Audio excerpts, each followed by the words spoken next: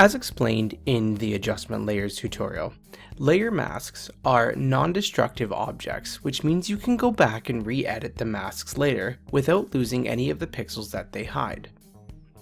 In this tutorial, we're going to look at two different ways of applying layer masks.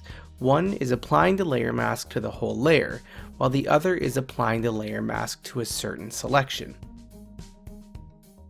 When applying a layer mask to an entire layer, it's generally done for the purpose of removing areas of that image, but giving yourself the ability to re-add them later on if you so choose.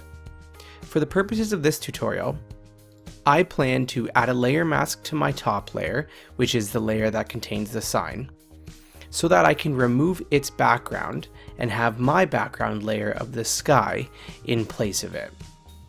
So the first thing I'm going to do is select the layer of my sign. Then I'm going to click on the layer mask icon, which is found right between the layer styles icon and the adjustment layers icon. And as soon as I click that, you'll notice that a white layer mask thumbnail will be applied to that sign layer.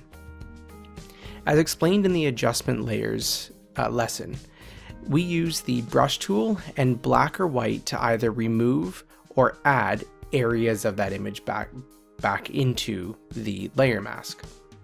So I'm going to go ahead, use my brush tool, and start erasing areas of my background image. You could essentially call a layer mask a glorified eraser or a non-destructive eraser, meaning that I'm erasing areas, but they aren't ruining any of the areas of my image.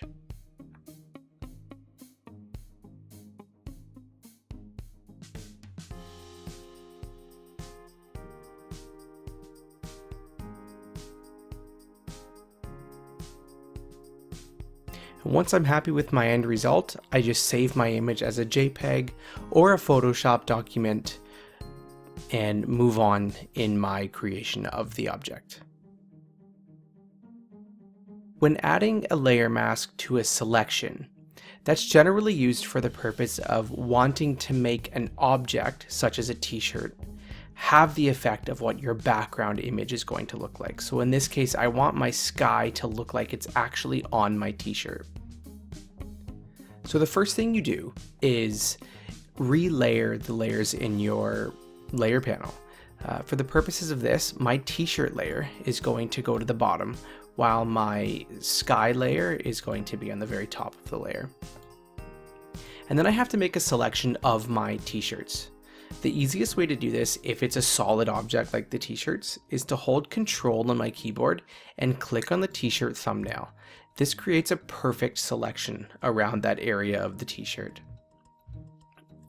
I then click on my sky layer and add a layer mask. You'll notice that it automatically removes that background area of the sky, yet still maintains it anywhere that I had the t-shirt selected. You'll also notice that it doesn't quite look right because I'm no longer seeing the neck or any of the wrinkles in the t-shirt.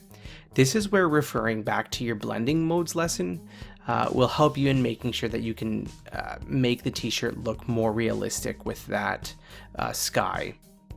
It's completely personal in terms of what settings or what blending mode you like. For the purposes of this, I'm going to choose color burn because I like the way that it looks.